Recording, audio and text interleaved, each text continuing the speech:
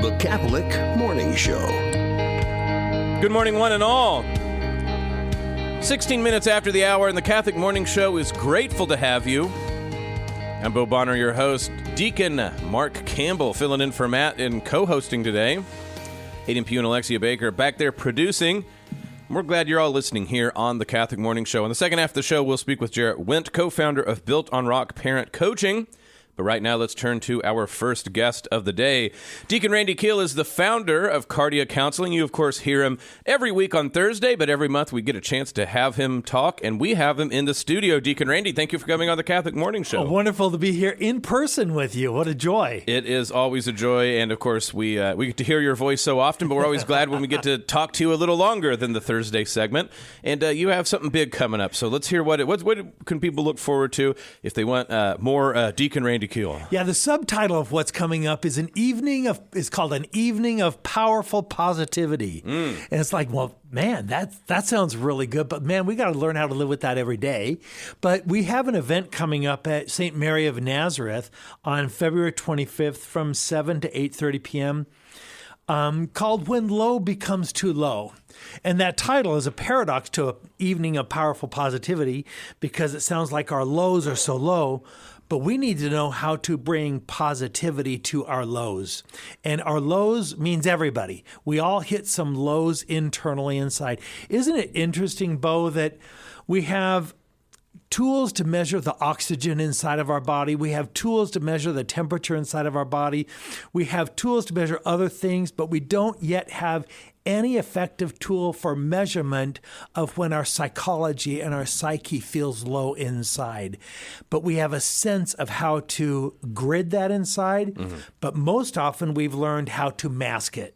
So when someone says, "How are you?" we say, "Oh, good, Right. good." And as we smile, we say, "Good," and we're not giving out any vibe of possibly what might be low inside.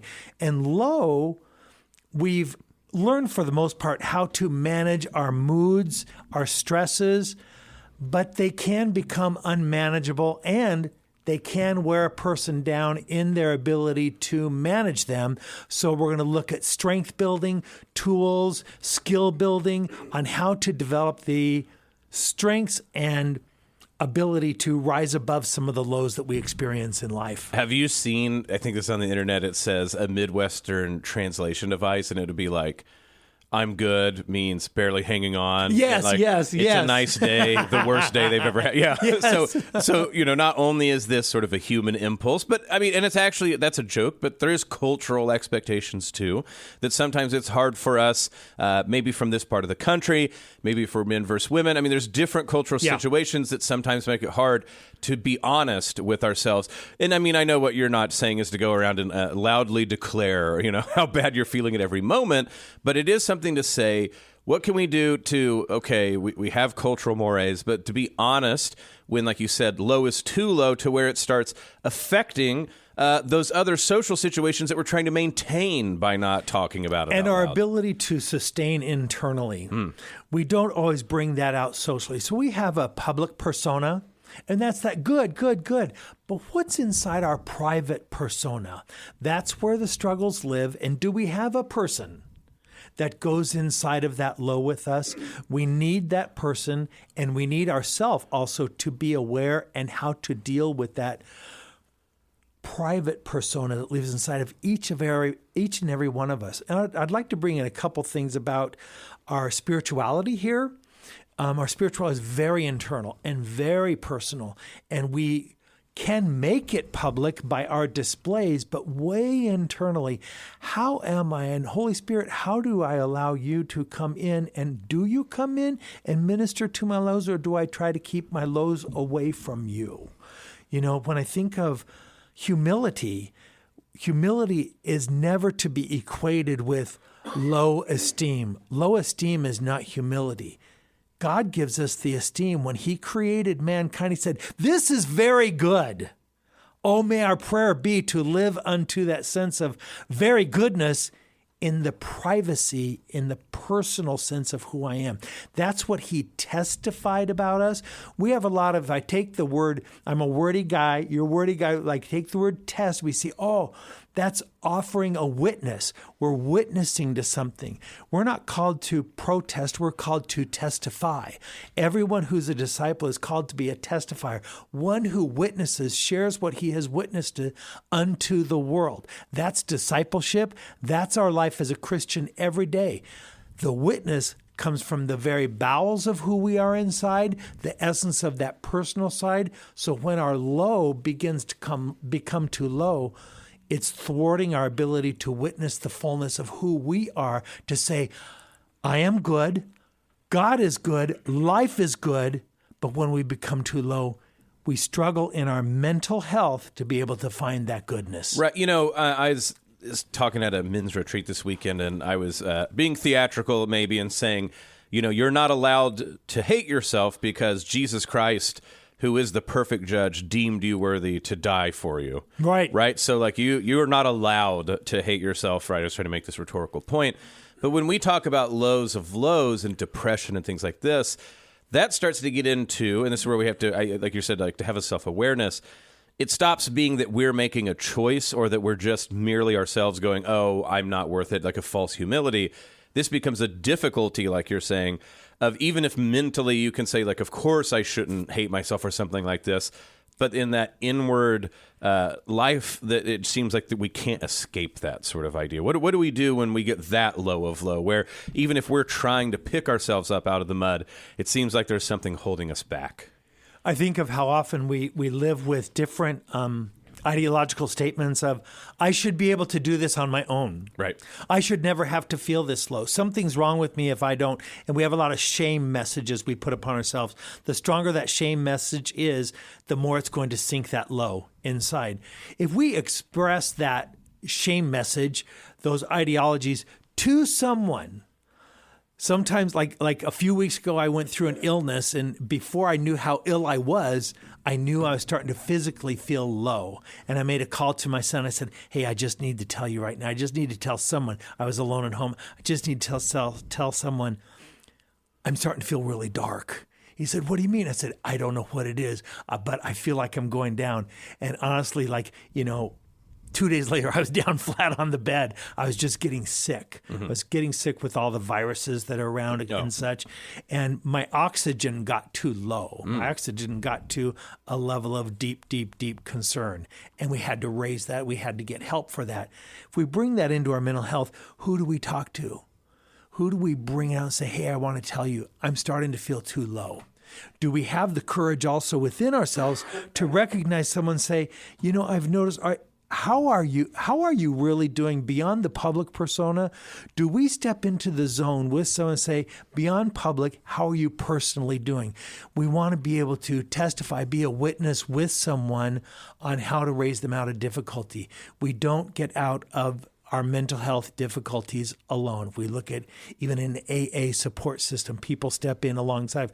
We need someone to journey with us. We need a Barnabas to walk alongside of us as we testify of our life as Paul. We need someone to be a son of encouragement. I need someone to encourage me, to walk with me. We all need that kind of person. Well, and another thing that, of course, gets taboo and people don't like talking about in this area is depression. Depression and suicide on its own, worries about this, symptoms, how this goes along. So do these always follow from each other? Is there distinctions to be made? And how can we, as you say, for our own mental health, think about those things and not as some sort of, like you said, warning or to frighten us, but to have a healthy understanding of what that often looks like. So like you said, we can begin to go ask for help if something like that comes up. We can see with that topic, and it's a heavy topic for the morning show, but if you listen between the words, that's part of what we're discussing. And the number one risk of that happening is the 42 to 55-year-old male. The number two risk is the 72 and above male. Number three is the 19-year-old male. And those are about the 19-year-old is a critical stage because it's the most disguised state. We can see that depression is a common energy of what causes that depth of low inside of someone, but it's also impulsivity and it's also futility. When psychosocial stressors, let me reword that phrase, when the difficulties of life from the outside seem to press so hard to the person inside and they begin to lose a hope and seeing that their life is futile, that futilism is different than depression and it's beginning to spiral them downward. And it can happen very quick the younger you are. Take that to the elderly, take that to 72 above. If a person thinks all I have left to do is age, I'm out of here. I'm out of here. I don't want any more struggle. We've got to be very careful with the different ages. And we see the number one statistic, the 42 to 55-year-old male, that tells us that us guys aren't doing a good job. We're doing a little bit poorer coping with midlife, coping with the transitions of what's going on inside of us, because mental health is fragile for absolutely every one of us, whether it's depression, futility, anxiety, or despair. It's difficult for every person. When we have a day we can say, I really feel good. That is a great day. But when we also have a day and we say to someone, I want to tell you I'm really feeling low. That also is a great day because we reached out, we grabbed someone. Now we're already in the process of elevating ourselves. Well, and people hear this. And that's what a counselor is for. Absolutely. That's exactly what it's for. And people, of course, are worried about people, there are people who are going through these low of lows. So, can you just love someone through this, right? Or what do you do when you're on the outside and you see this in someone else that you want to try to help? We want to drive the inside out.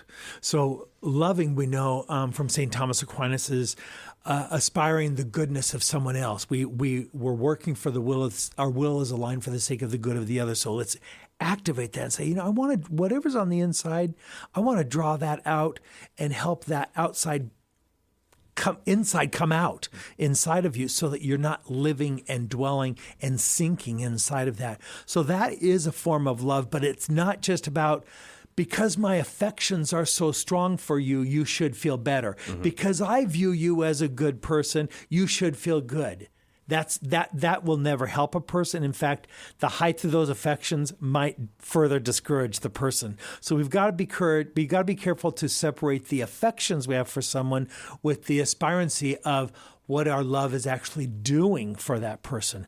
So helping them feel that we are a companion to them, to walk alongside of them, that's a calling. And if any of us listening feels called to walk alongside one, or we need someone to be called to walk alongside of us, we need to make that known. Yeah, that's the work of love. To make the analogy that's a little bit too on the nose, but any water that's shut off in itself becomes tepid, right? And like water is made to be flowing and pouring out and things like this. And sometimes it seems when we have those dark times, we want to shut that off because we're worried about burdening other people. But the way that we make sure to do good with the lows that we all have is to let them flow out of us, to not let them be bottled up. There's an adage that says, it's a good little tester, impression without expression leads to depression.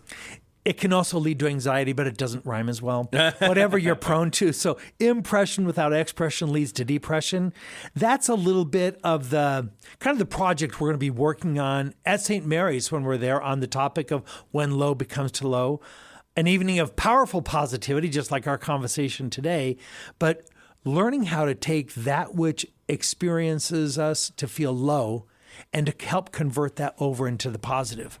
When we look at the lives of our martyrs and our saints, those were lives of deep difficulty. Mm-hmm. They were not all positive, but it's the glory of God that converts that into positivity. How do we offer ourselves over to that? Absolutely wonderful. Before we let you go, let people know when the event is, and then where can they find out more about Kardia Counseling? So February 25th, it's a Wednesday night at St. Mary's. It's offered over to anyone. 11 years and older, I will say that, because some of the content becomes too heavy for those under that.